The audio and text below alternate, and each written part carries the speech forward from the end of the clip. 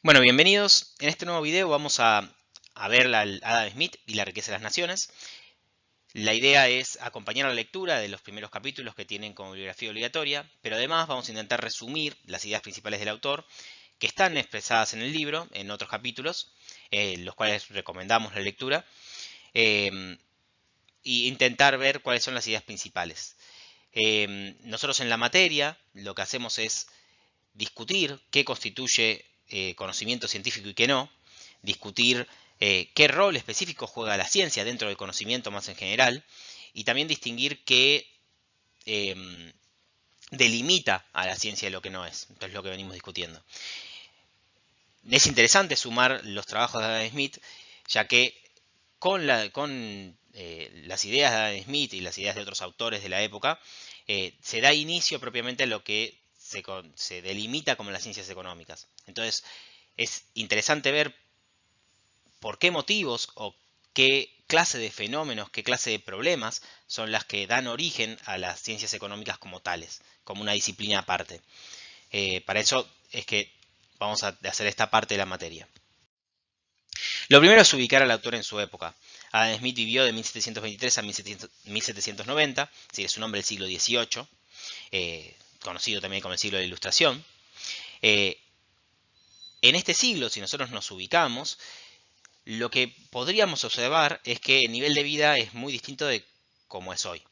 Es decir, si nos comparamos a una persona promedio de hoy con la persona incluso de las personas más ricas del siglo XVIII, lo que encontraríamos es diferencias muy grandes en la cantidad de bienes y servicios que tienen a disposición para consumir.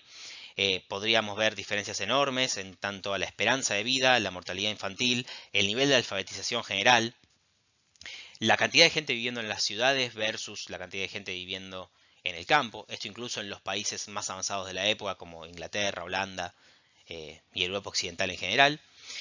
Y lo que vamos a ver un poco con este gráfico que ya vimos, que es un poco estilizado, este gráfico muestra la evolución del PIB per cápita, es decir, la cantidad de bienes y servicios por persona que consume cada habitante en promedio a lo largo de la historia. Y, de nuevo, de forma muy simple, lo que se ve es que a la mayor parte de la historia de la humanidad, los bienes y servicios que las personas comunes tenían acceso era muy limitado.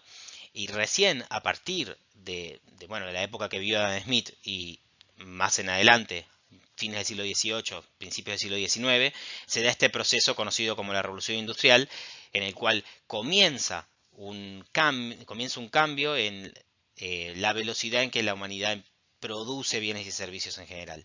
Y esto llevó a un cambio no solo en la cantidad de productos ofrecidos, sino en las condiciones de vida que vive la mayor parte de la población.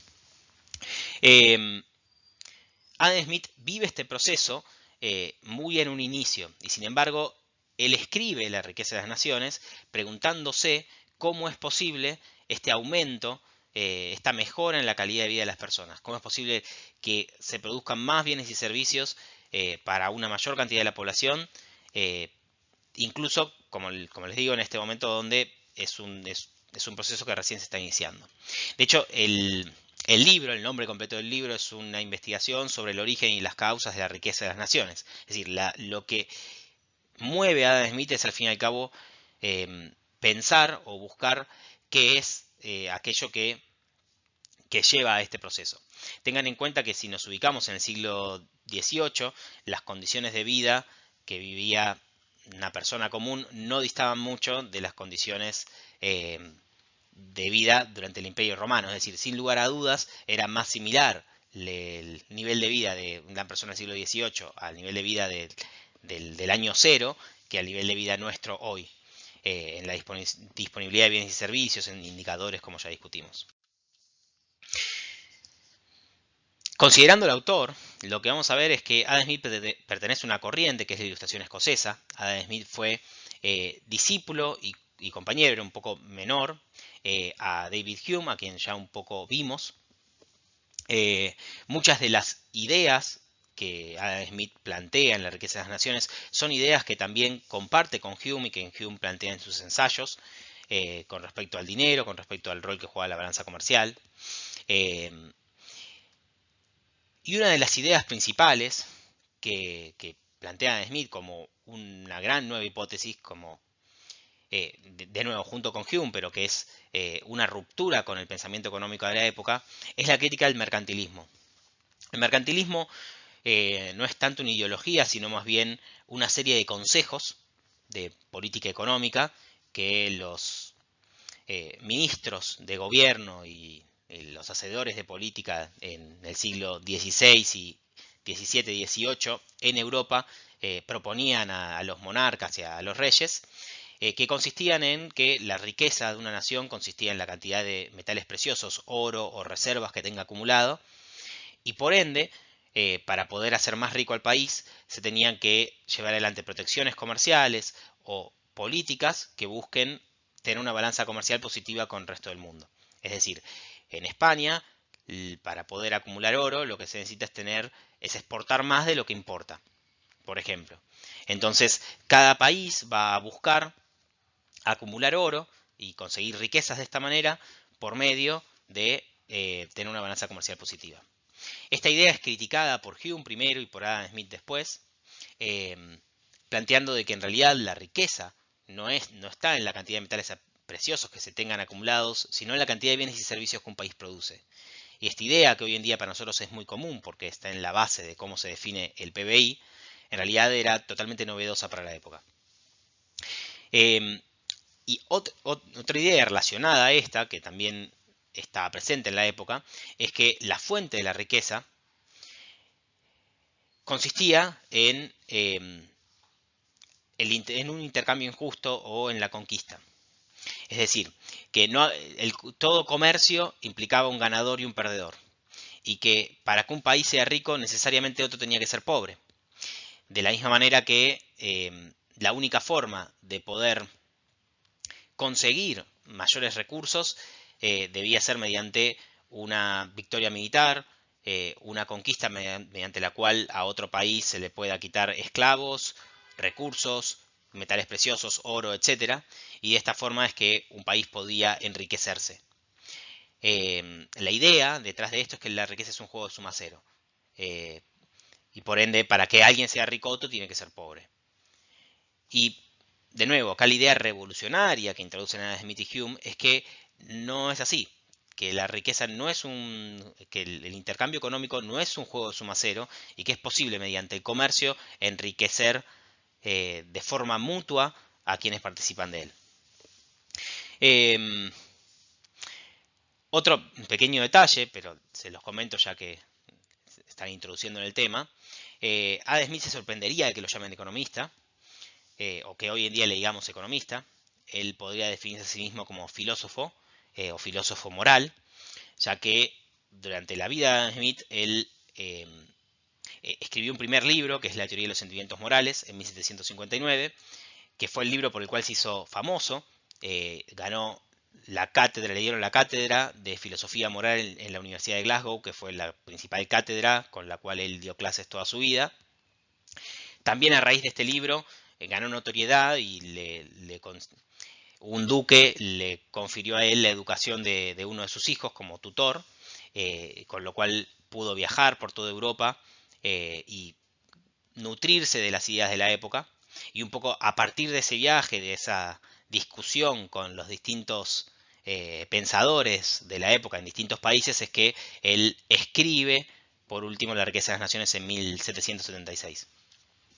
De nuevo, se sorprendería porque la economía como tal en esa época no existía como disciplina separada, y él durante toda su vida, su principal labor fue escribir sobre filosofía moral, y también durante toda su vida el libro por el cual se hizo más reconocido es este primer libro, La teoría de los sentimientos morales. Comento este primer libro porque hay algo que se llama el problema de Adam Smith, que en la historiografía o en la bibliografía, cuando se discute sobre Adam Smith, se plantea algunas veces. El problema de Adam Smith consiste en que, al parecer, en una primera lectura, parece ser que hay un Adam Smith distinto en el libro de la teoría de los sentimientos morales que el libro de La riqueza de las naciones.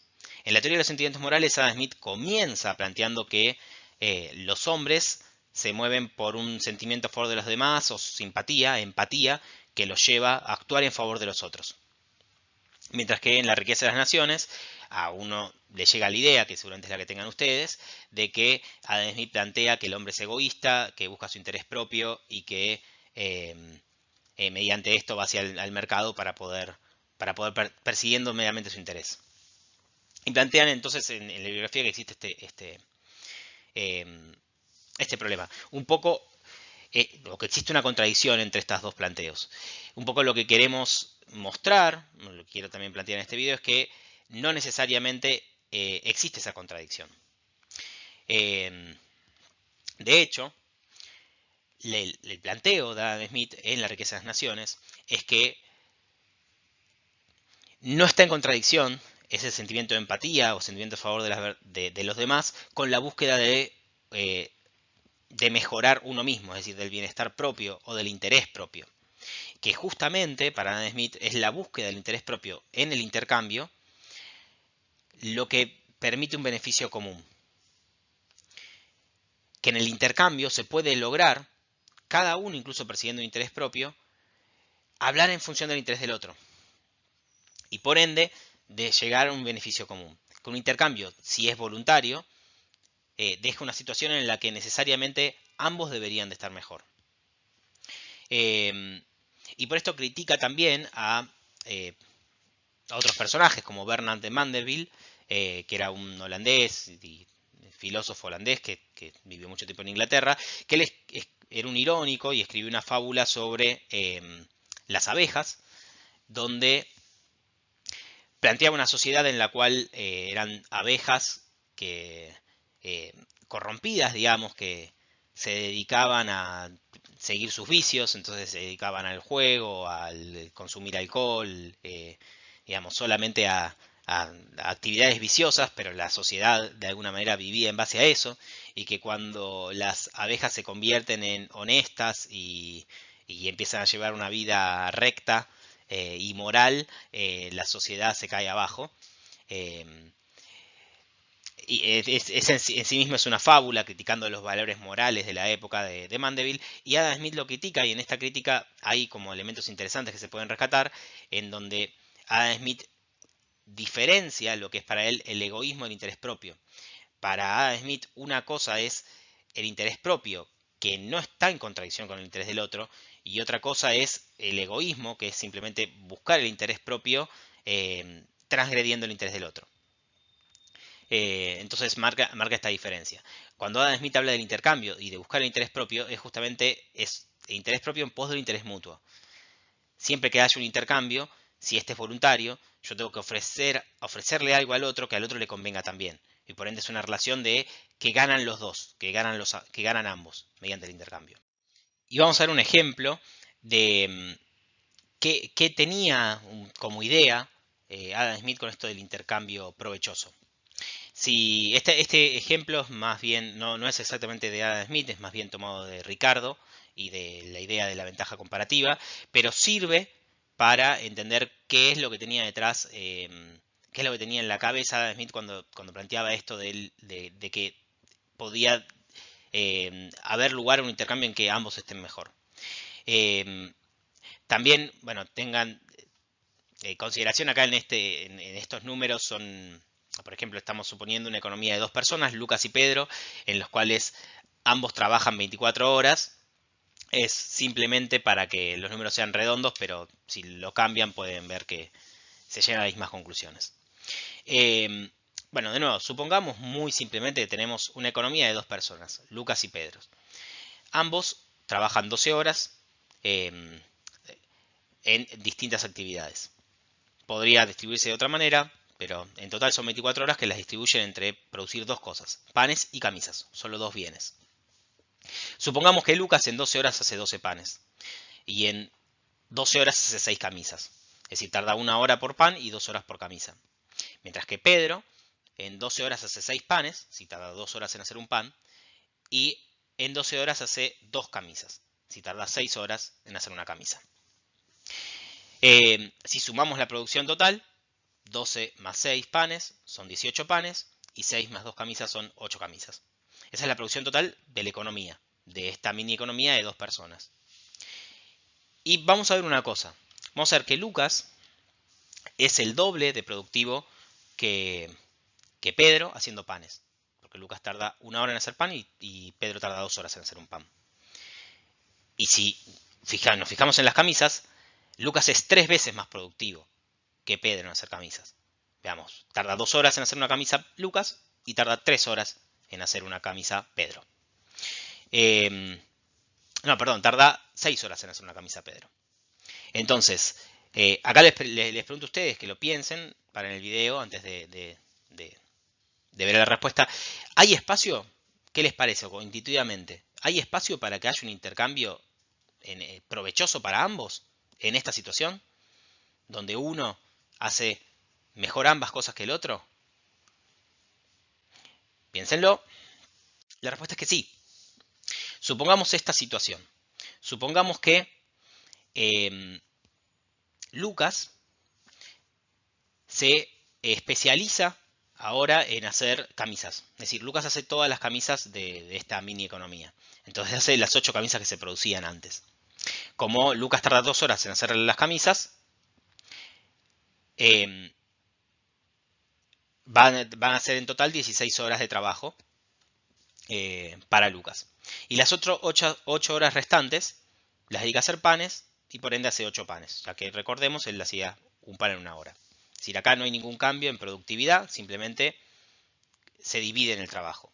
Fíjense que se divide en el trabajo de forma en la cual Lucas pasa a ser lo que él relativamente era mejor, ya que era el triple mejor que Pedro haciendo camisas y el doble mejor que Pedro haciendo panes, ¿no? Entonces Lucas se concentra en hacer camisas y el tiempo restante le dedica a hacer el resto de los panes.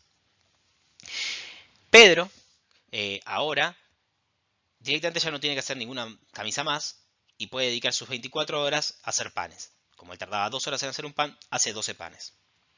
Ahora, si sumamos el total de bienes en esta nueva distribución de las tareas, lo que vamos a ver es que, de nuevo, trabajando las mismas horas totales, porque ambos están trabajando 24 horas, ahora hay 20 panes y 8 camisas.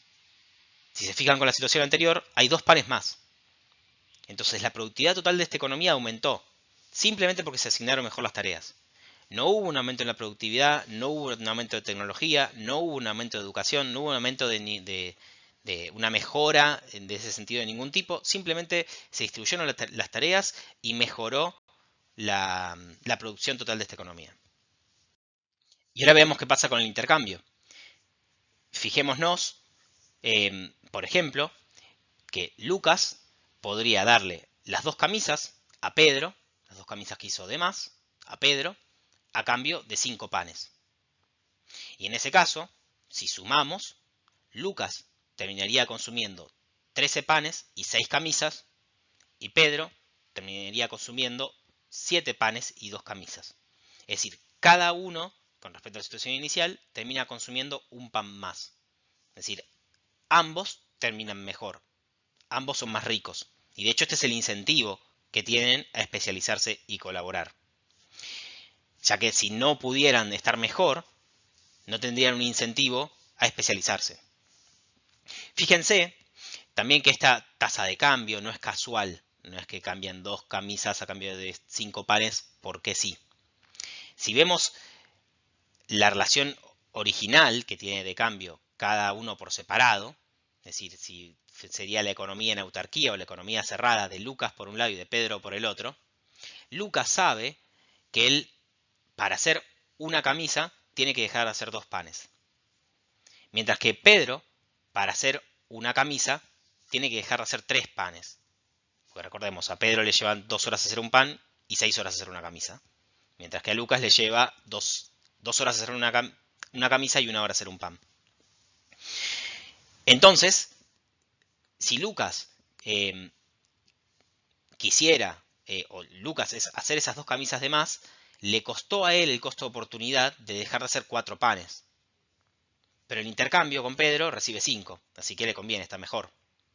Mientras que para Pedro, si él quisiera hacer las 2 camisas, fíjense que tendría que dejar de hacer 6 panes. Pero ahora puede conseguir las 2 camisas solamente dando 5 panes. Es decir, y viendo la relación de cambio general, ahora que se producen en total 20 panes y 8 camisas, si se fijan, la relación de cambio general, mientras que en cada economía por separado, en la de Lucas era 2 panes, una camisa, en la de Pedro son 3 panes, una camisa, en la relación de cambio general es 2,5 panes por camisa. Y por eso se cambian, eso simplemente se divide en 20 por 8, y por eso se cambian 2 camisas por 5 panes. Es simplemente un ejemplo muy sencillo para ver cómo se puede simplemente, de nuevo, simplemente sin mejoras en la productividad, sin mejoras en la tecnología o en la educación, simplemente por la división del trabajo y la especialización, conseguir mejoras para ambos mediante el intercambio. Entonces, ya ingresando en el libro, después de esta pequeña introducción, lo primero que hace Adam Smith es definir qué es para él la riqueza. Y él plantea que la riqueza es el suministro de todas las cosas necesarias, las cosas útiles, que es la riqueza de los frutos del trabajo. Y esto no es más que la base en la cual hoy en día se plantea el PBI. Esta idea no estaba presente para los mercantilistas de la época de Adam Smith, o de nuevo los hacedores de política económica, consideraban la riqueza en la cantidad de oro, metales preciosos que tenía una nación. Y esta idea, al fin y al cabo, es la que da origen a que después nos interese medir el PBI de una nación. Las medidas de PBI que existen después, en realidad surgen primero por esta discusión teórica de qué era en realidad la riqueza.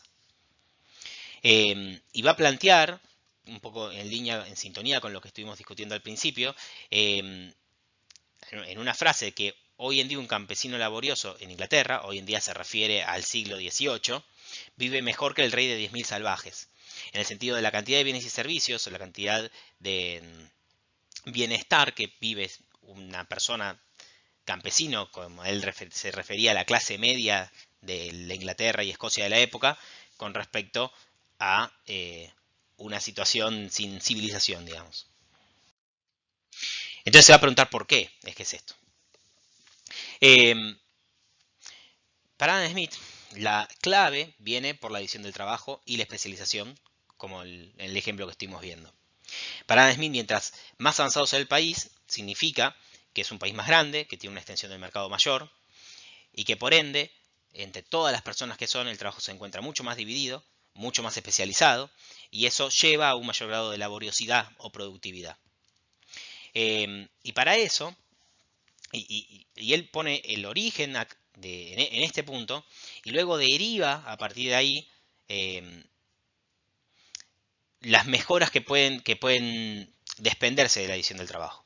Es decir, para él el hecho de que se divida el trabajo, que lo van a poder leer, por ejemplo, en el ejemplo que da de la fábrica de clavos, hace que primero, al dividirse y especializarse en las tareas, cada persona puede entrenarse mejor en esa habilidad específica y entrenar mejor una destreza específica y tener mayor conocimiento de esa tarea. Además, se pueden ahorrar tiempos y por ende cortar los tiempos que hay entre el cambio de tarea y tarea y mejorar la organización en cómo se organiza una producción específica. Y el último punto, que me parece es uno de los más interesantes, es el que la propia división del trabajo y la especialización estimula la creación de maquinaria. Y esto es interesante porque generalmente uno podría tender a pensar que son las mejoras tecnológicas o científicas las que generan el aumento de la riqueza. Y en el planteo de Adam Smith es al revés. Es la división del trabajo la que genera el aumento tecnológico. Es decir, la tecnología o la búsqueda de innovaciones surge para Adam Smith a partir de que las personas se especializan en tareas específicas y buscan formas de ahorrar el trabajo que están haciendo. Algún trabajo repetitivo o un trabajo que conocen muchísimo mejor y por ende tienen interés propio en mejorar esa actividad. Esto puede pensarse por ciertas tecnologías, como por ejemplo la máquina de vapor, que en sus bocetos más iniciales ya existían desde la época romana y sin embargo no había un incentivo a llevarlas adelante. Y este incentivo a llevarlas adelante para Adam Smith pasa por el ahorro de trabajo que que se posibilita al haber una mayor especialización y división del trabajo.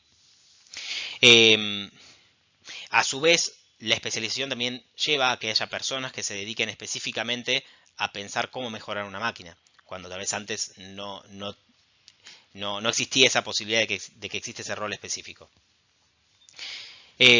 Por eso, para Adam Smith, una sociedad avanzada es aquella en la cual los bienes de la división del trabajo, esos bienes avanzados por el nivel de especialización, se distribuyen entre todo el pueblo mediante una sociedad bien gobernada. Y de nuevo acá vemos el rol que para Adam Smith, aparte de la división del trabajo, juegan las instituciones. Es decir, juega el hecho de que una sociedad tenga instituciones que garanticen la paz, la seguridad y una distribución equitativa de esos bienes y frutos del trabajo entre todas las partes.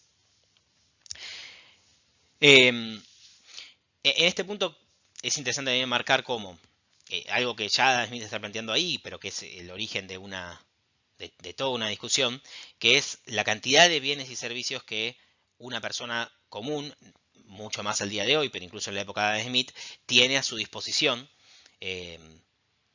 simplemente haciendo un trabajo muy específico. Es decir, una persona tal vez es médico, o tal vez es tatuador, o streamer, y sin embargo tiene un techo, tiene comida, tiene una cantidad de bienes y servicios distintos, enormes, a su disposición, ofreciendo tal vez algo que es muy pequeño, muy específico, y recibe los frutos del trabajo de una multitud de personas.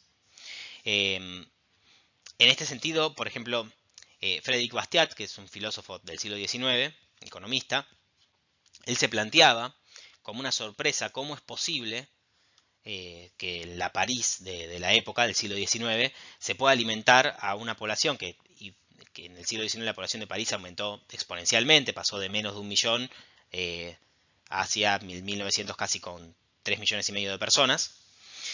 Y en esa París, creciendo de población como nunca antes en la historia, se preguntaba Bastiat cómo es posible que todos puedan comer sin que haya una autoridad central que organice cómo se tiene que distribuir la comida, dónde se tiene que producir, cuántas personas tienen que comer. ¿Cómo es que esto solo puede pasar? Sobre todo teniendo en cuenta, si nos ponemos en la época de Bastiat, que el siglo anterior a Bastiat, el siglo XVIII, que fue el de la Revolución Francesa, uno de los principales motivos de la revolución fue el hambre y el aumento de los precios del pan.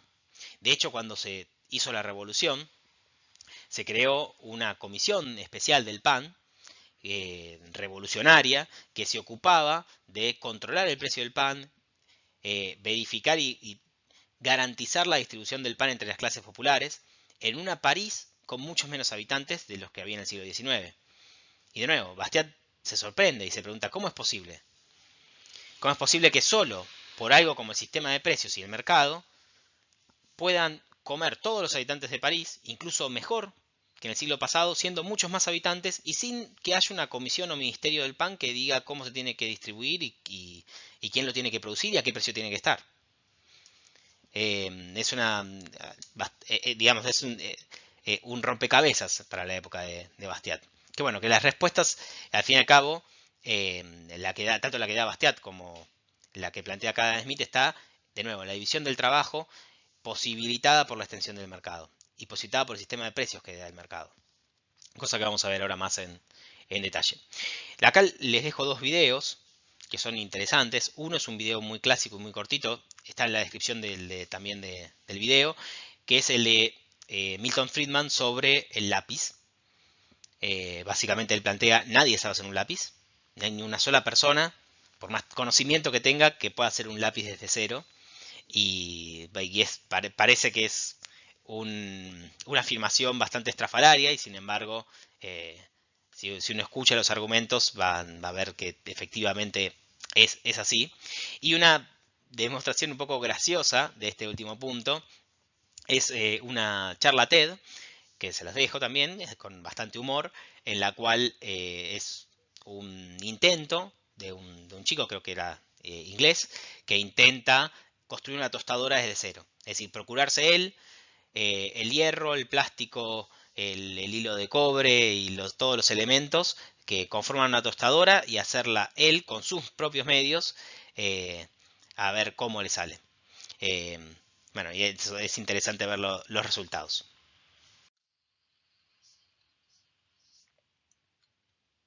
Entonces, el, luego Adam Smith lo que hace es discutir cómo es que surge esta edición del trabajo. Y me parece que esto es uno de los puntos más interesantes del planteo que hace él. Él lo que dice es que, al fin y al cabo, eh, esta búsqueda de la edición del trabajo surge simplemente porque las personas tienen una propensión natural a querer estar mejor, a mejorar, a incrementar su bienestar. Y por ende, porque las personas se esfuerzan por mejorar su condición, es que los lleva al intercambio. Y los lleva al intercambio simplemente porque en el intercambio logran y encuentran un beneficio. Encuentran un beneficio para simplemente poder estar mejor. Eh, lo que va a plantear es que nosotros, al ir al intercambio, nos dirigimos hacia el otro, buscando nuestro interés, pero hablando hacia el interés del otro. Es decir, le hablamos, nos dirigimos al otro en función del interés que tiene el otro también. Y lo que surge de eso es un beneficio mutuo. Como vimos, por ejemplo, en el ejemplo del sencillo de Lucas y Pedro. Lucas y Pedro se especializan, intercambian, porque ambos pueden estar mejor con eso. La idea del intercambio voluntario es que el intercambio voluntario va a existir si los dos encuentran un beneficio. Dando un ejemplo muy simple, si yo voy al kiosco y no sé, quiero comprar un alfajor, y el alfajor vale 50 pesos, y el intercambio sucede, eso va a ser porque yo voy a valorar más el alfajor que mis 50 pesos, y el kiosquero va a valorar más los 50 pesos que yo le doy que el alfajor. Es decir, es un intercambio provechoso para ambos, básicamente. Y por eso es voluntario. Eh, y lo que plantea Smith es que este sistema puede suceder incluso si las dos personas entre sí no se conocen. Es decir, el panadero no hace buen pan, y esta es una frase famosa de Adam Smith, que no es la generosidad del panadero la que hace que haga buen pan, sino la búsqueda de su interés. Él sabe que haciendo buen pan, las personas le van a ir a comprar pan. Y que mediante lo que reciba del comercio del pan, va a poder comprar otros bienes y servicios y por ende él también estar mejor. Entonces, el panadero hace buen pan porque sabe que si no las personas le van a comprar a otro el pan.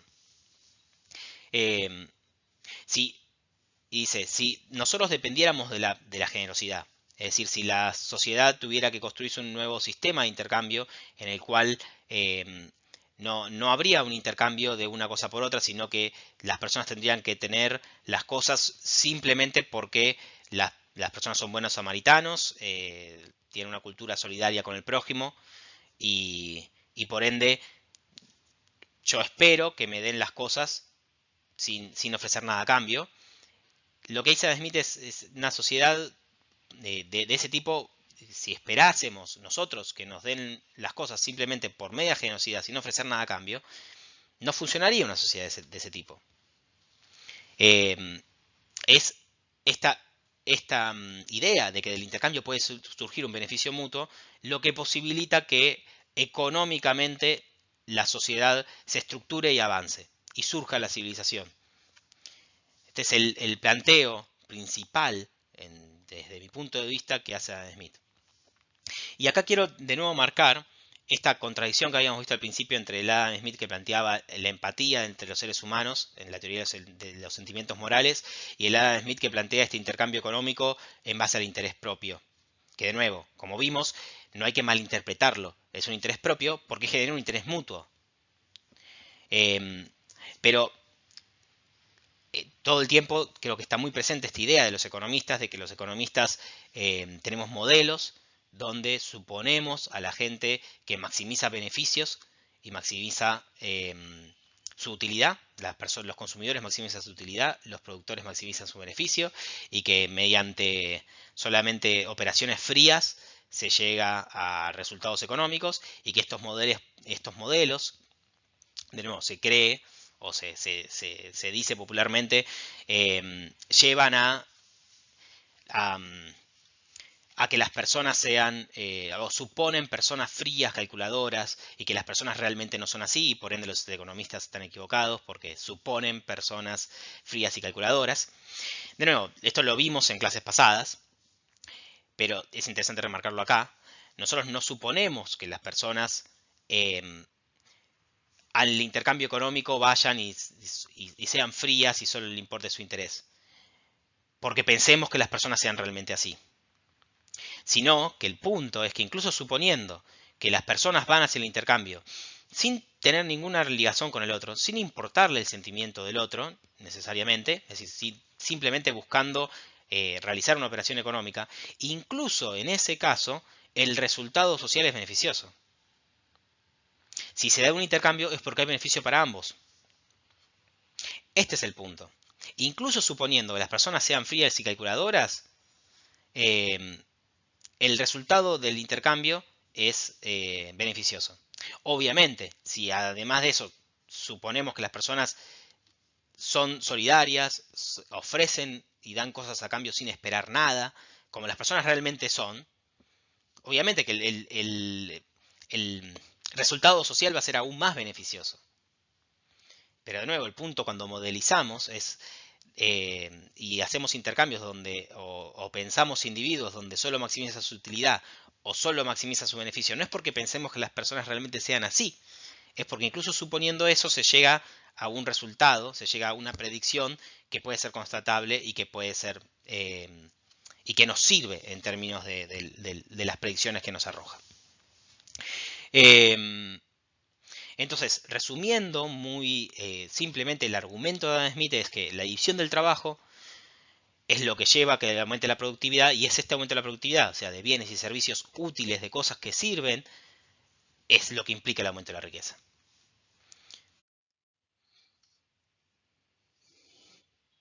Por ende, la extensión del mercado, es decir, la extensión de de qué tan grande sea una sociedad al fin y al cabo, y qué tanto esa sociedad esté interconectada, qué tanto esa sociedad produzca bienes que después intercambia con el resto, los individuos de esa sociedad, va a determinar la extensión de que va a poder tener la división del trabajo y por ende el grado de especialización y el grado de riqueza que va a tener una nación.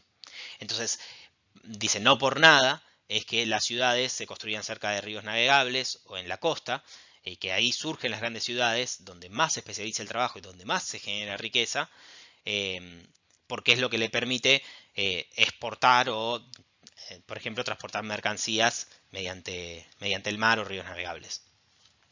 Y que una vez que una sociedad empieza a especializarse, esto termina llevando a un ciclo provechoso.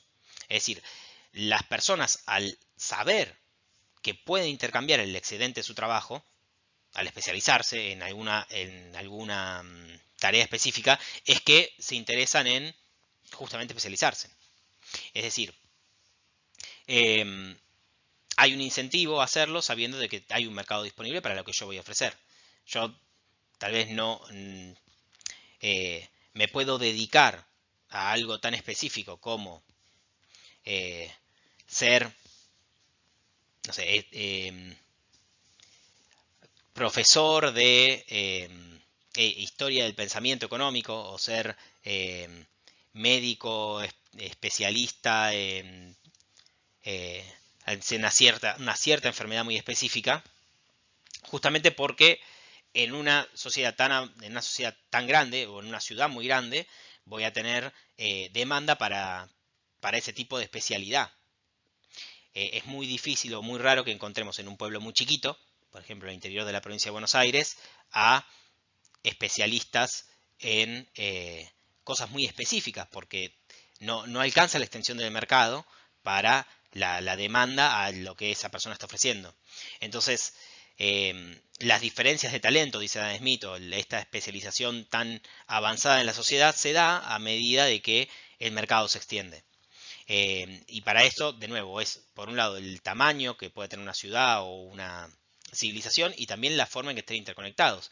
El avance de Internet o de eh, plataformas como Mercado Libre, la virtualidad, permite que esa extensión del mercado se expanda mucho más, porque uno puede ofrecer bienes y servicios mediante, incluso mediado por una distancia. Y de esta manera, dice, fíjense cómo la persona se provee de una cantidad de bienes de trabajo de otros, aportando él solamente una parte muy, muy ínfima de la proporción del trabajo total social. Bueno, y continuando con los capítulos que siguen, estos no son obligatorios, pero son muy importantes para entender las ideas centrales del autor. Eh, una idea central en el pensamiento de Adam Smith es el tema del arbitraje. Es decir, para Adam Smith existen entre las distintas ramas o actividades económicas, de nuevo, una vez que ya están asentadas y bajo el estado normal de los negocios, existen tasas de beneficios y de salarios que se van a tender a igualar. Es decir, para Adam Smith, los salarios y los beneficios que pueda obtener alguien que invierte en una determinada actividad, entre las distintas actividades económicas se tienden a igualar en el tiempo. El planteo en realidad es muy simple. Lo que él dice es que, y muy intuitivo, lo que él dice es que al haber dos actividades económicas, por ejemplo, el trigo o el hierro, el carbón, los beneficios que se obtengan de invertir en esa actividad tienen que tender a ser iguales. Simplemente porque si fueran muy atractivos en un lugar, una persona dejaría de invertir en donde, por ejemplo, si fueran beneficios muy altos en la producción de trigo, una persona dejaría de invertir en otra cosa, por ejemplo, que está haciendo como carbón, y pasaría a invertir en trigo. Y ese exceso de competencia en el trigo haría que la tasa de beneficio baje, y ahora la menor cantidad de inversores que va a haber en el carbón va a hacer que la tasa de beneficio en esa actividad baje. Y por ende, la tasa de beneficio entre todas las actividades económicas se va a tender a igualar. Y lo mismo pasa con los salarios o con los oficios. Si por ejemplo el panadero ganara muchísimo más que el zapatero, en determinado momento el zapatero va a abandonar su actividad y se va a llevar su trabajo y su capital a invertir en la panadería. Y esto, de nuevo, llevaría a que haya más competencia entre los panaderos y por ende baje los beneficios de los panaderos y los salarios de los panaderos y aumente, ahora que hay menos competencia, los beneficios y salarios de los zapateros, por ejemplo. Entonces, la idea detrás es, en determinado momento, si hay mucha diferencia entre los beneficios o salarios de una actividad con respecto a la otra, quienes están en la actividad menos paga van a tener incentivos a moverse hacia la que es mejor paga. Incluso aunque requiera un entrenamiento específico, educación o lo que sea, las personas con el determinado incentivo van a dirigirse hacia ahí. Un ejemplo simple, actual, podría ser el de los programadores. Hoy los programadores están muy bien pagos, son una rama nueva dentro de todo, porque las actividades que desarrollan y los alcances que tienen no están tan definidos todavía. Y de hecho mucha gente que tal vez se dedicaba a otras cosas, yo por ejemplo tengo uno de mis mejores amigos es psicólogo y hoy en día se dedica a programar, con el incentivo adecuado en el precio, las personas se mueven de una actividad hacia la otra. Obviamente esto no es inmediato y muchas veces requiere o una formación o un tiempo, pero lo que dice Adam Smith termina pasando. Y una cosa más importante es, este arbitraje se puede dar si hay libre movilidad de los factores de producción. Es decir, si una persona de hecho puede eh, sacar el capital o la inversión de un lugar y llevarla hacia otro, o un trabajador puede renunciar en una actividad y dedicarse a la otra. Que esto es muy importante, sobre todo para la época de Adam Smith, donde todavía existían restricciones de tipo feudal y de tipo de movilidad hacia las personas, hacia las inversiones, etc.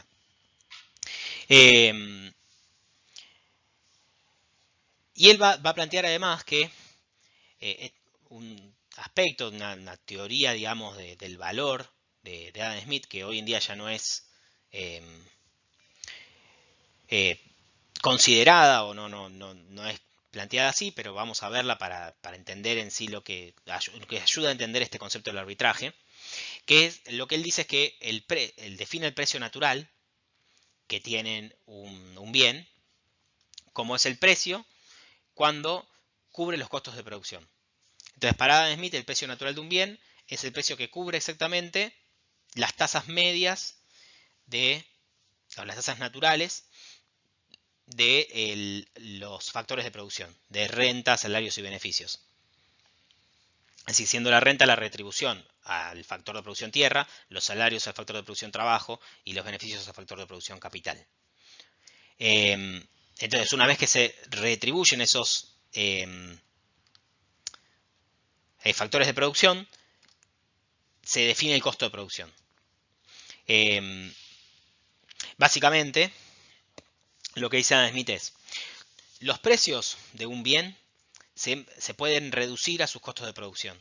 Y sus costos de producción siempre se pueden reducir a renta, trabajo y beneficio. Es decir, si yo, por ejemplo, quiero producir pan, necesito harina, bueno, agua, levadura, etcétera, otras cosas. Un beneficio para el que puso la plata para invertir en el pan. Y también una retribución, un salario para las personas que tenga trabajando. Y también una renta para si el lugar en donde estoy es alquilado, digamos, para el lugar en el que estoy trabajando. Pero a la vez los insumos de producción, dice Adam Smith, sea la levadura o la harina, también a su vez cuando se produjeron se subdividen en renta, trabajo y capital. Y si seguimos la cadena, en renta, trabajo y beneficio. Y si seguimos la cadena, dice todos los precios de todos los bienes al fin y al cabo se pueden dividir en renta, trabajo y beneficio. Y de nuevo va a definir entonces el precio natural como el precio que está determinado por el costo de producción. Y el precio de mercado, sin embargo, es el precio efectivo el que se vende una mercancía, en donde puede variar con respecto al precio natural. Entonces acá en este cuadrito lo que vemos es el precio a lo largo del tiempo.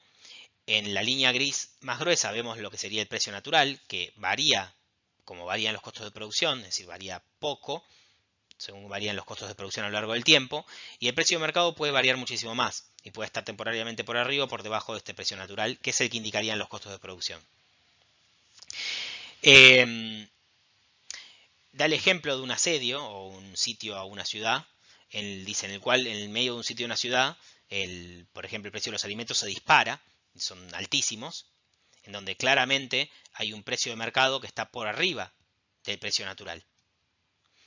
Y lo que va a plantear Adam Smith es, estas situaciones siempre van a hacer tender a volver, en situaciones normales, al precio de mercado del precio natural. ¿Por qué?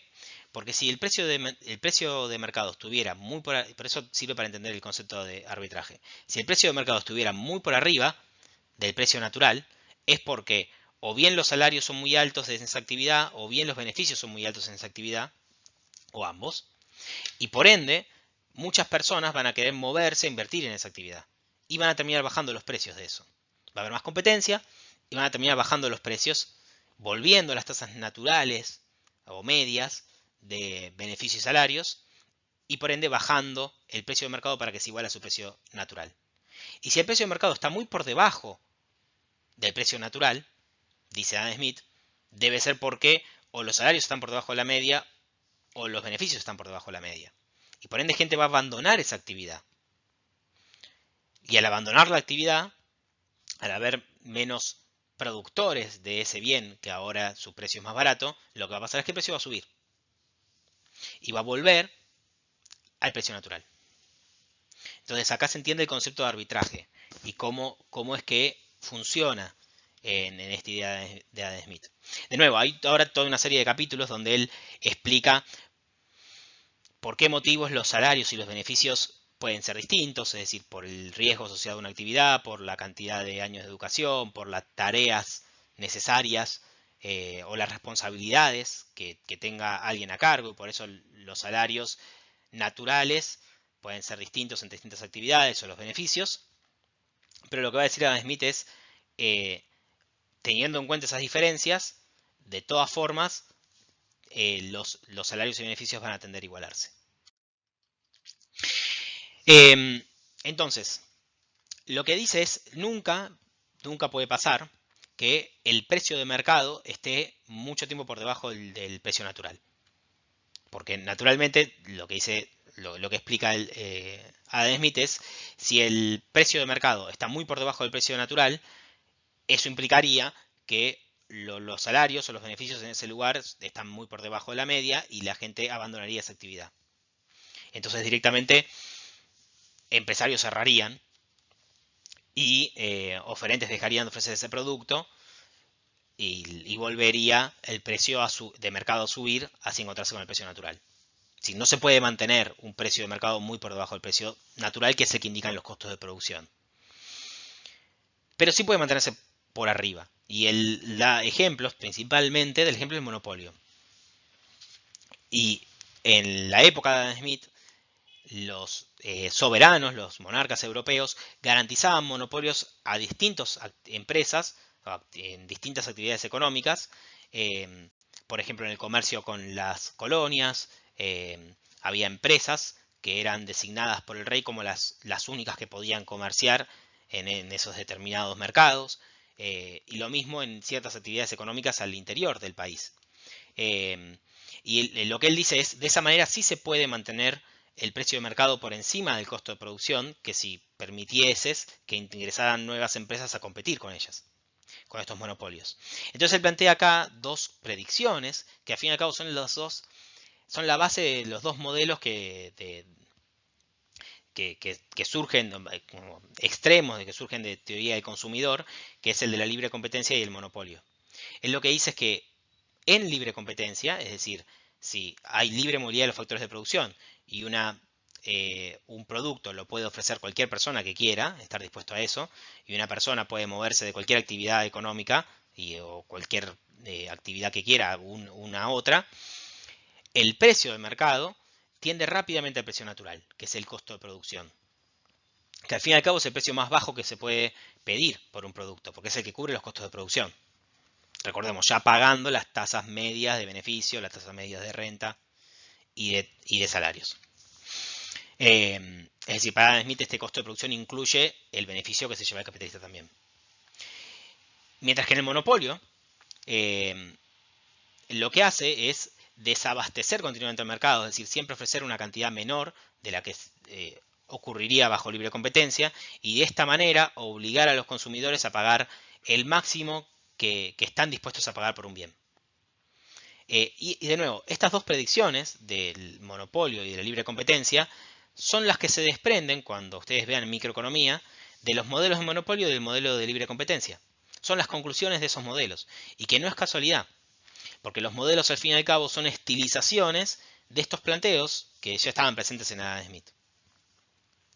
De nuevo, esto va a plantear Adam Smith, sucede en donde se permite que haya movilidad de factores. Lo que dice Adam Smith, sociedades libres, donde permitís que las personas sean libres de elegir su ocupación y de cambiarla como quieran. Que de nuevo, esto no era la regla en la época de Adam Smith.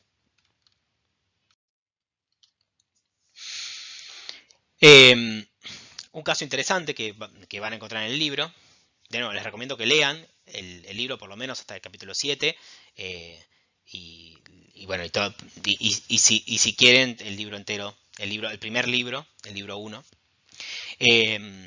Es un caso interesante, dice ese caso de China, más allá de lo que en Europa a esa época se sabía sobre China. Pensemos que estamos en el siglo XVIII, la información que llegaría de China sería muy escasa. Él lo que planteaba es que China es un país rico, pero que está estancado. Y básicamente acá la idea es la siguiente. Recordemos que para Adam Smith, la base de la riqueza al fin y al cabo está en el tamaño que tenga una sociedad. sino la cantidad de personas que viven en una sociedad, que por ende eso va a indicar qué tan dividido va a estar el trabajo, qué tan especializado va a estar. Pero no solamente eso. Para él, el tamaño de una sociedad era indicativo del tamaño del mercado. Es decir, el tamaño en el cual eh, las, eh, las personas pueden especializarse y al especializarse poder esperar que van a poder intercambiar lo que hagan y recibir algo a cambio, ¿no? Y que esto necesariamente lo que necesita como un prerequisito, y acá me parece el planteo, es instituciones que permitan primero que ese mercado se desarrolle, que esos intercambios se desarrollen en paz, que haya justicia si hay en alguno de esos eh, intercambios o interacciones sucede algo que va en contra, digamos, de la ley, y también que haya libre movilidad, es decir, que las personas puedan cambiar libremente su ocupación, como recién vimos. Y lo que dice del ejemplo de China es que en China, según Adam Smith, se desprecia el comercio exterior, es decir, China se cierra y no comercia o desprecia al comercio. Se protegen a los ricos, es decir, para Adam Smith, China es un ejemplo de cómo en cada actividad se le da a una persona, digamos, amiga de la monarquía, un monopolio sobre esa actividad. Y por ende la población se encuentra sometida al capricho de sus funcionarios. Y las personas no pueden moverse de un lugar a otro o de una ocupación a otra libremente. Entonces, lo que dice Adam Smith es que China está estancada porque consiguió la plenitud de las riquezas que esas instituciones tan peculiares que tiene le permiten. De nuevo, la China del siglo XVIII. Entonces encontramos un planteo interesante en cómo es que Adam Smith explica el crecimiento, o en este caso el desarrollo económico en el largo plazo, que es, por un lado, esta propensión natural de las personas, porque, como él decía, es la propensión a mejorar, al bienestar natural de las personas lo que los lleva a intercambiar, pero sumado a la confección de un marco institucional que permita que este tipo de interacciones se puedan desarrollar. Y hay una explicación acá que da Smith de cómo se configura para él, qué implica para él ser un país rico. Dicen, los países ricos, lo que termina pasando es que los beneficios son bajos y los salarios son altos. Dan los ejemplos de Inglaterra, Holanda, de esa época.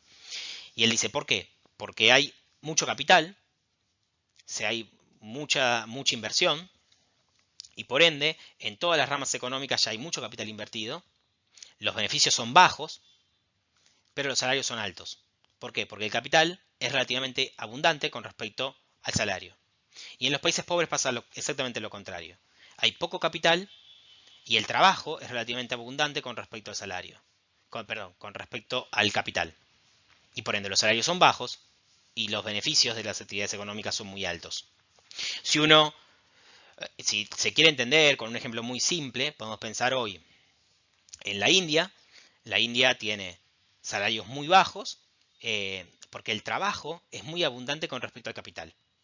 Si se hacen actividades económicas donde son muy trabajo intensivas, es decir, se produce, por ejemplo, en un campo, se produce trigo con 100 personas para producir una tonelada de trigo, mientras que, y con muy poca cantidad de capital, es decir, con muy poca tecnificación, mientras que, no sé, pongamos en Alemania, hay mucho capital y muy poco trabajo relativo al capital que hay, porque Alemania no es un país tampoco poblado, pero relativo al capital el trabajo es escaso. Entonces el trabajo es muy caro relativo al capital.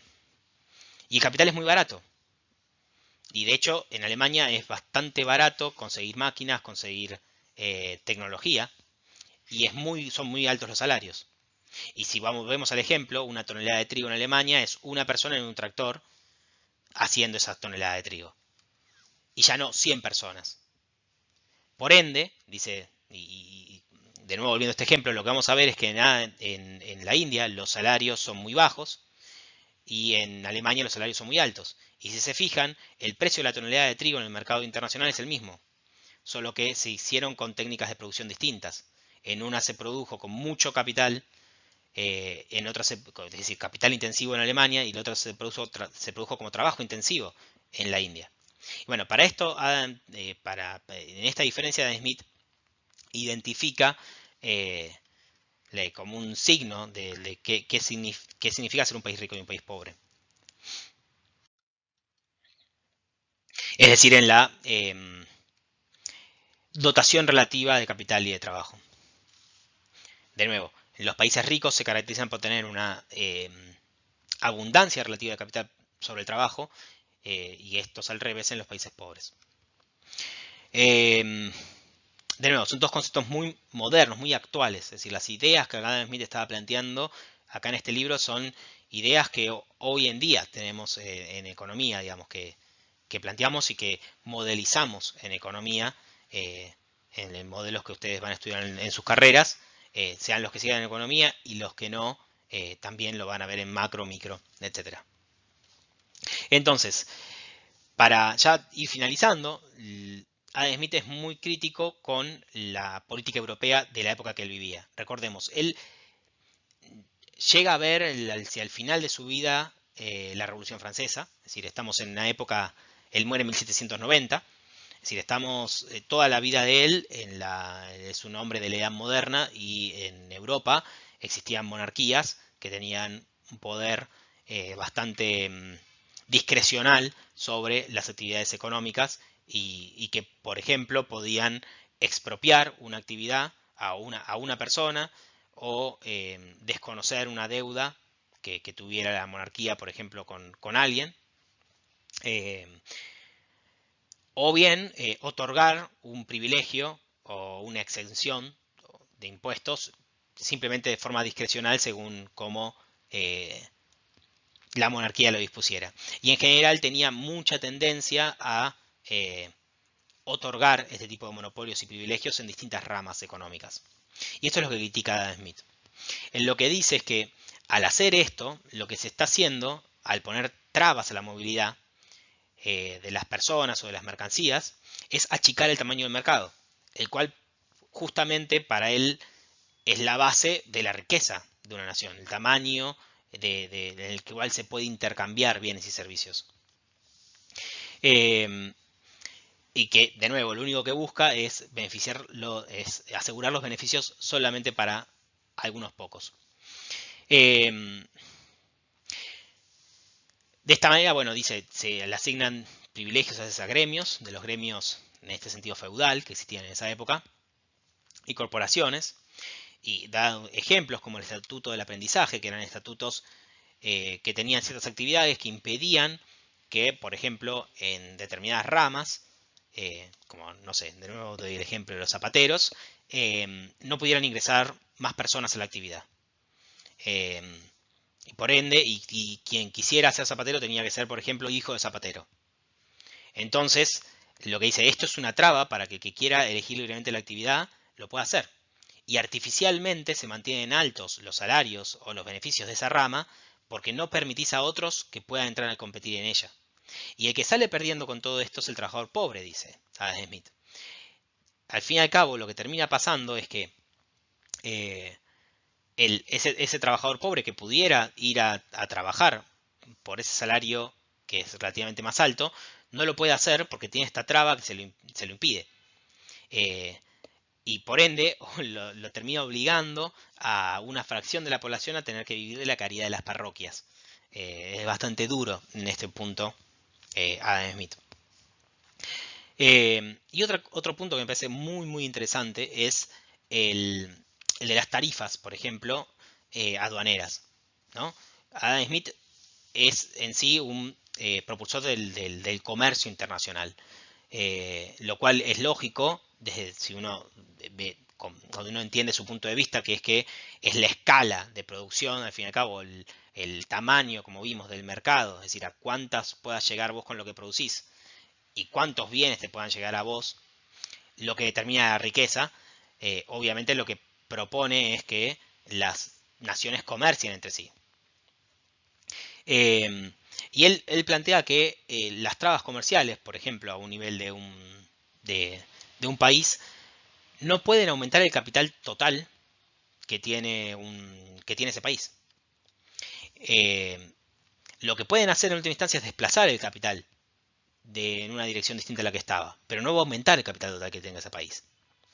Por ejemplo, si supongamos estamos en la Argentina y por algún motivo mañana dijéramos, bueno, es cuestión de prioridad nacional producir tractores. Entonces mañana dejamos de importar tractores y se producen todos adentro del país. Y después de un determinado tiempo, es decir, se pone una traba, no se pueden importar más, lo que pasaría es que los tractores aumentarían mucho de precio y eso, lógicamente, porque los importados se consiguen dentro de todo baratos o baratos relativamente, así lo produjéramos acá. Por eso muchas personas pasarían a producir tractores, es decir, muchas personas que se dedicaban a otras actividades pasarían a producir tractores. Y después de un determinado periodo de tiempo, una autoridad económica podría decir, miren qué orgullosos que estamos, cómo aumentó la producción de tractores en la Argentina. Y podría mostrarlo como un logro. Ahora, el problema que tiene eso, lo que no se está viendo es el costo de oportunidad. ¿Cuántas cosas se dejaron de hacer por hacer esos tractores ahora acá? Tal vez de forma mucho más improductiva que los tractores que ya eran importados. Entonces, bueno, al fin y al cabo, es algo que se tiene que medir. No se puede simplemente pensar o creer que simplemente cerrando una actividad vas a lograr decir a la competencia internacional vas a lograr que esa actividad eh, que el capital total del país aumente. Podrás lograr a lo sumo que esa actividad mejore, es decir, que aumente, pero al costo de sacar el capital que estaba en otros usos hacia ese. Entonces, lo que dice Adam Smith es cuidado, cuidado, porque muchas veces, si no la mayoría de las veces, lo que puede pasar es que la autoridad económica, al querer eh, guiar los recursos hacia un sector, lo esté guiando no hacia el sector que tendrían su mejor uso, sino hacia un sector que sea más improductivo. Ese es el problema. No siempre es la autoridad económica la que mejor puede entender el uso de los recursos. Y de hecho, la mayoría de las veces es al revés. Es decir, son las mismas personas las que entienden cómo mejor utilizar sus recursos. Los primeros interesados.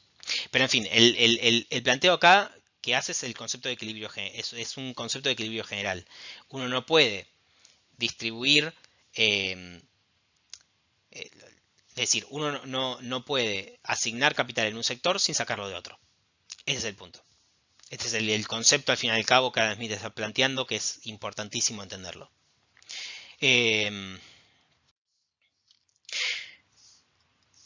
Entonces, fíjense que, de hecho, Adam Smith es partidario, dice, aquello en donde la propia naturaleza no se presta a limitaciones prolijas, es mejor no intentar regularlo estrictamente, porque podemos equivocarnos mucho en esto. Dice, al fin y al cabo, para una actividad económica, lo que mejor regula sus precios y su calidad es la libre competencia. Es el juicio que le hacen los clientes, es la competencia que va a recibir de otros y el juicio que los clientes hacen de ese producto. Y eso es lo que mejor va a regular, va a poner en caja, dice, a un empresario para que haga un buen producto. El panadero va a hacer un buen pan porque tiene el juicio de sus clientes y porque tiene la competencia que otros le están trayendo. Y algunos aspectos sobre el gobierno que plantea Adam Smith, ya vimos la importancia que tienen buenas instituciones en el planteo de Adam Smith, en particular en la protección contra la injusticia, en la defensa nacional. Pero también él plantea la existencia de obras públicas o en un pasaje lo que plantea Adam Smith es que hay ciertas actividades en las cuales son de beneficio social, o digamos que los beneficios sociales exceden a los beneficios particulares de las personas que puedan estar en esa actividad. Esta idea es la idea de externalidades positivas, que también, yendo para el otro lado, tenemos la idea de externalidades negativas. Es decir, la idea de externalidades negativas sería que los beneficios, en este caso los perjuicios sociales que genera una actividad, no se contemplen dentro de los beneficios económicos. Vamos a hacerlo con ejemplos, esto lo van a ver en micro también, es bastante simple. La idea básicamente es una externalidad es cuando de una actividad económica entre dos partes, por ejemplo, supongamos que es la producción de papel y los compradores de papel, surge algo externo, es decir, genera un perjuicio que no perjudica directamente a los participantes de ese intercambio económico, sino a terceros, a la sociedad. Por ejemplo, la contaminación. La contaminación es una externalidad que genera una actividad económica y que muchas veces no está contemplada dentro de los beneficios no está internalizada por los actores que la generan. Y por el lado de una externalidad positiva podríamos tener a la educación, por ejemplo. La educación no necesariamente, incluso en un lugar privado, supongamos,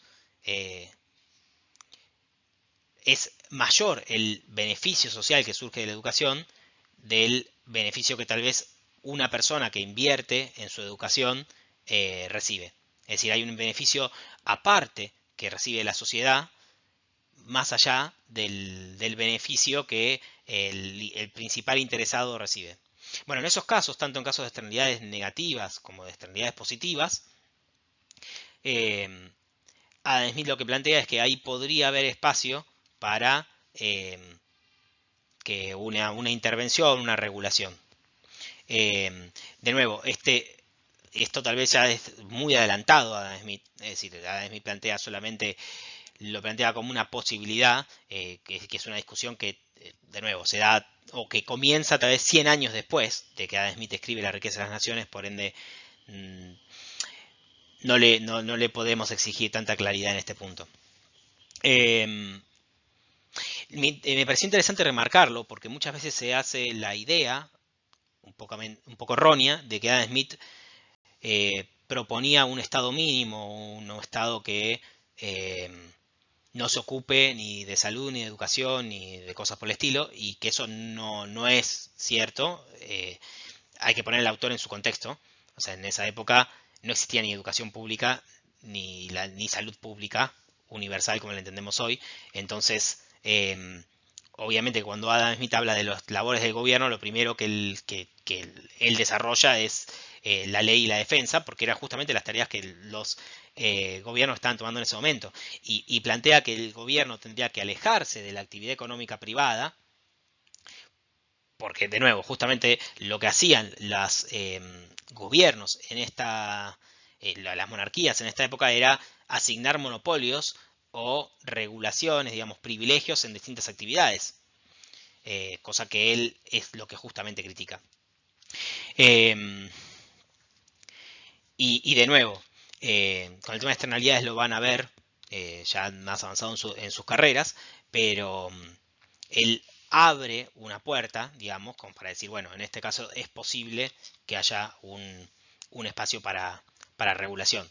Obviamente la ciencia económica avanzó mucho desde ahí y hoy en día las externalidades son un tema de discusión muy interesante, el cual nosotros lo que hacemos como economistas es cuando existe una externalidad es sopesar costos y beneficios de distintos tipos de intervenciones económicas, de regulaciones, de acuerdos entre partes, etc. Pero bueno, no me quiero ir por las ramas. Quiero ponerles un par de citas para terminar, para entender estas ideas de Adam Smith. Una, él dice: el soberano queda absolutamente exento de un deber tal que al intentar cumplirlo se expondría a innumerables confusiones, y para cuyo correcto cumplimiento ninguna sabiduría o conocimiento humano podrá ser jamás suficiente. El deber de vigilar la actitud de los individuos y dirigirla hacia las labores que más convienen al interés de la sociedad. ¿Qué está queriendo decir? Es decir, y de nuevo, y ahí dice, la actitud del legislador de dirigir la actividad económica es artificial, impertinente y opresiva. Lo que él está diciendo es, existe una soberbia terrible por parte de los que gobiernan y de intentar dirigir la actividad económica, intentar decirle a las personas qué es lo que tienen que hacer y cuál es el mejor uso que van a hacer de sus recursos. Dice, en estos casos no hay saber o conocimiento humano que jamás pueda ser suficiente para decirle a una persona mejor que lo que esa persona conoce qué es lo que tiene que hacer. Dejemos que sean las personas libremente las que decidan cuál es el mejor uso que puede dar de su capacidad, de sus conocimientos y de su talento. Dejemos que las personas se desarrollen por sí mismas. Este es el concepto que está detrás de lo que está diciendo Smith. En ese sentido, esta segunda frase es bastante similar. Él dice, el hombre orientado a los sistemas, en este caso está criticando a los mercantilistas de la época, imagina que puede acomodar a los miembros de una sociedad como si fueran piezas de ajedrez, que solo se mueven por el impulso que la mano ejerce sobre ellas. En el tablero de la sociedad humana, cada una de las piezas posee un principio de movimiento propio que no se parece al que el legislador quiere ejercer sobre ellas. De nuevo, fíjense, lo que él está planteando es, las personas no se pueden dirigir como uno quisiera, incluso aunque quisiera hacerlo. Incluso aunque el legislador quisiera decirle a cada persona que se tuviera que dedicar, eso no va a salir bien. Y por último, el último punto es el de la política hacia las colonias. Adam Smith llega a vivir, de hecho publica La riqueza de las naciones el mismo año que se independiza Estados Unidos, 1776. Él mantenía correspondencia con John Adams, uno de los, digamos, padres fundadores de Estados Unidos, es decir, uno de los ideólogos de la Revolución Norteamericana, de los padres de la Constitución de Estados Unidos. Y él, Adam Smith, defendía este concepto de no taxation without representation, que simplemente quiere decir que no te pueden cobrar impuestos si vos no estás representado. Si de acá con los impuestos sucede algo que es básico, que siempre el mejor impuesto es el que se le cobra al otro. Es decir, si uno no está representado en el gobierno para es decir, no tiene una representación política directa, lo que plantea Smith es tampoco se le puede cobrar impuestos. Los impuestos tienen que ser debatidos y poder participar en su confección la mayor parte, es decir, toda la sociedad que después va a ser perjudicada, porque que después va a ser cobrada con los impuestos. Básicamente, con simplemente un poquito de historia, cuando durante todo el siglo XVIII Inglaterra tuvo toda una serie de guerras con Francia y guerras europeas en las que participó, que implicaron un gasto muy alto. Entonces lo que Inglaterra inmediatamente pensó es, bueno, tenemos colonias, vamos a esquilmarlas, es decir, vamos a cobrarles impuestos hasta donde puedan pagar. Y eso fue lo que terminó desencadenando al fin y al cabo la revolución en Estados Unidos. Y de nuevo, el concepto era este. Nosotros no podemos elegir representantes para las cámaras donde se deciden los impuestos y nos cobran los impuestos a nosotros. Entonces, en toda esta correspondencia que tenía Adam Smith con John Adams, justamente planteaba este problema, y Adam Smith era, por un lado, partidario de representación de las colonias, es decir, de reconocerle una autonomía a las colonias, y sobre todo, es decir, a tener un sistema de representación imperial, pero sobre todo el libre comercio entre las colonias. Que el beneficio, y esto es de nuevo vuelvo a donde habíamos empezado. ¿Cuál es la idea más original de Adam Smith? Que la riqueza no surge de la conquista, no surge de la expoliación, sino que surge del comercio, del intercambio. Y esta es una idea que es rarísima, que de hecho hasta el día de hoy no se entiende por muchos actores económicos, y que no es,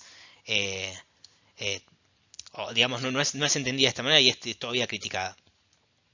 Entonces lo que propone Adam Smith es un sistema de libre comercio, por lo menos entre las colonias, que fue lo que después, en el siglo XIX, fue el Commonwealth. Es un sistema que entre las colonias pudieran comerciar libremente. Entonces, para Adam Smith, de nuevo, lo que iban a obtener beneficios del sistema colonial no era de quitarle los recursos a las colonias, de sacar el oro de las colonias, sino a partir de poder comerciar con ellas. Y que de esa forma la nación se iba a enriquecer. En fin, de nuevo, fíjense cómo este es como, si se quiere, quiero explicar un punto más con esto. Que es que Adam Smith no planteaba de que no existía comercio injusto, o que no existía explotación, o que no existía colonias y donde se opriman a pueblos, etc. Él no planteaba eso. De hecho, en la época de Adam Smith existían guerras, existía la esclavitud, existía la opresión de muchas personas, mucho más incluso muchísimo más que el día de hoy. Lo que él decía es, ojo, que no es esa la fuente de la riqueza. La fuente de la riqueza, al fin y al cabo, eso es un juego de suma cero. Cuando uno gana, el otro pierde. La fuente de la riqueza, la que permite que las naciones se puedan desarrollar, de nuevo, según Adam Smith, es este intercambio mutuo provechoso, a partir de la división del trabajo y de la especialización. Y que permite como consecuencia además que aumenten las destrezas, aumente la productividad, luego aumenten también las tecnologías, etc. En fin, este es un poco como el mensaje central del libro. Espero que les haya quedado más o menos claro y bueno, lo discutiremos igual en clase. Hasta luego.